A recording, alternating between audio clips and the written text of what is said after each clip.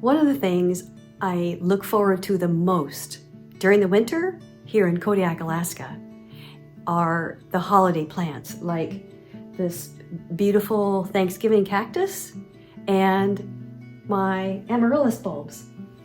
These amaryllis bulbs I've brought back into the living room after they've been hanging out in our garage for, a few months at least. And I look forward to seeing which ones are gonna produce blooms, those beautiful blooms, and which one won't, which is okay, either way, they're on their own schedule. But this year I've noticed one thing. Some of the amaryllis bulbs' leaves are drooping and falling over. So today we're going to talk about what causes amaryllis leaves to fold or bend over, and what we can do to prevent that, and what we can do to support the amaryllis bulbs and leaves as they get taller and maybe top heavy. So let's get to it. Now, winters in Kodiak, Alaska can be brutal and dark. So any chance of bringing in some bright colors in the form of flowers or greenery of any sort is very welcome. Now you can see that these two plants are forming flower stalks. This one is just starting to send up leaves. We'll see if it's going to form a flower stalk.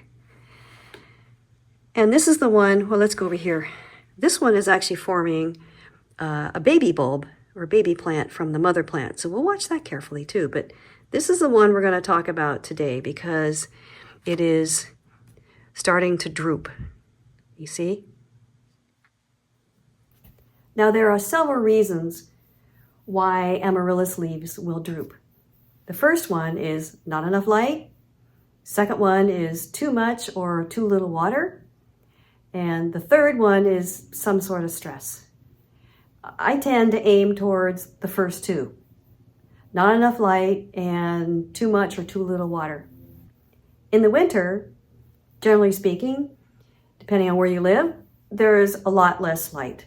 And so you need to add supplemental light in the form of, say, grow lights, or a simpler way to do it is to add some sort of reflector so that the light from the window is hitting the reflector, be it aluminum foil or a whiteboard, and reflecting it back onto the plant. That's probably the easiest two ways to do that. And then as far as too much or too little water goes, amaryllis bulbs, they like a damp soil, but not overly wet because you don't want to cause root rot. The roots are fairly thick and it can easily cause root rot, but just poke your finger in there and maybe half an inch or an inch down. And if it's dry, then add water. Let me add something. So as far as fertilizing goes, I don't fertilize much once they start forming the blossoms, but up until that point, I will actually add a liquid fertilizer in the form of almost like a compost tea that I've made in the garden and then or outside, and then I dilute it with water, say 1:1, and then I use that to water actually all my indoor plants. So too little water, and it also stresses the plant. But here's a very simple method that I want to share with you, and I'm going to get up close here just to give you an idea of one of two ways that I support leaves if they do start to droop. This is a really simple tip, and it doesn't take any special materials. As a matter of fact, the plant is creating the materials for you. I'll show you what I mean. So let's lift up this leaf. Oh my gosh, surprise! So we do have a flower stalk starting on this one. That's really cool. Well, it sort of stands up on its own, but it's going to flop over at some point. And so what I like to do is, because amaryllis will shed these papers, rather than throw them away, I take them. By the way, some sources say, or I've heard that you're supposed to take these papers off, and I just don't get into that.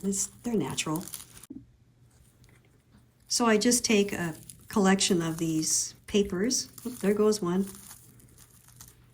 and make a little stack. And you know, you can do this with note cards or piece of fabric or anything like that. You just want to create a little spacer. How's that? A little spacer. Oh, we'll take that guy. A little spacer. And we're going to set that in between the leaf that's flopping over and the flower stalk. See that? And that provides a little bit of support. Like I said, you can use all kinds of things, but I just used ready-made ingredients right here.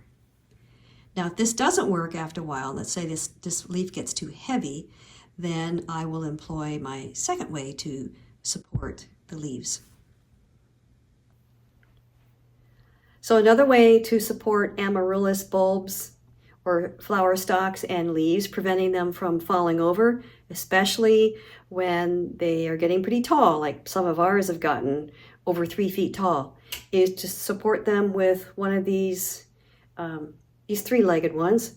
And this is what I would use in the garden for tall plants and perennials that are starting to get top heavy. So we just need to be very careful how we install them.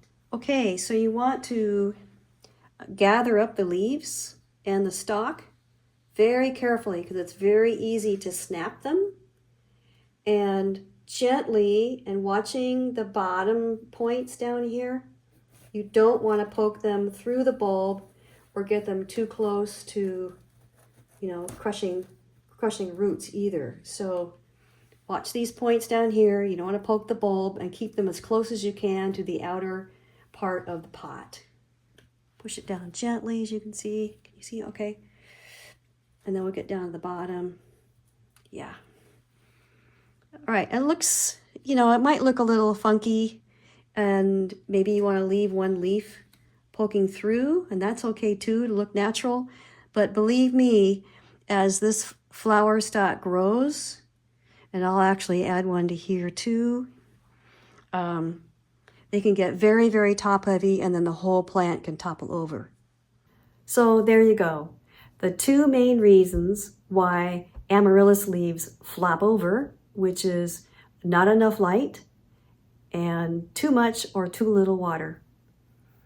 And we learned about tips for preventing those, and also how to support your amaryllis plant, as in the flower stalk plus the leaves, as the plant grows bigger and bigger and taller. And we finished just in time because it's starting to get dark outside here in Kodiak, Alaska. Alrighty, keep your hands in the dirt and your eyes on the stars. Have a great day. Cheers.